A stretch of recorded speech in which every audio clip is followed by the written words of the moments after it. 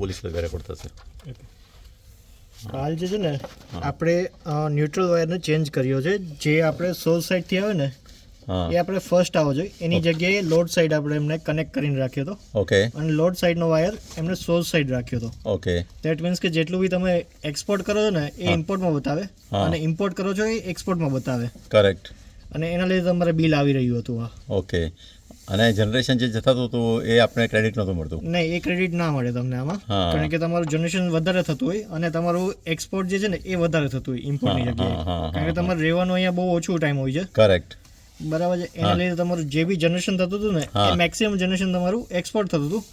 But મીટરની અંદર તમને ઇમ્પોર્ટમાં આવતું હોય ને એવી રીતે બતાવતા હતા. એટલે તમારું કઈ લોડ બતાવતા હતા કે ભાઈ આટલો લોડ તમારો કોન્સ્ટન્ટ ચાલુ છે. હા, ખરેખર એ પ્રોડક્શન થતું હતું. હા, એ પ્રોડક્શન થઈ રહ્યું હતું ને એ આપણું એક્સપોર્ટ થયું હતું, જે ઇમ્પોર્ટમાં બતાવતા હતા ને એ વસ્તુ. કરેક્ટ.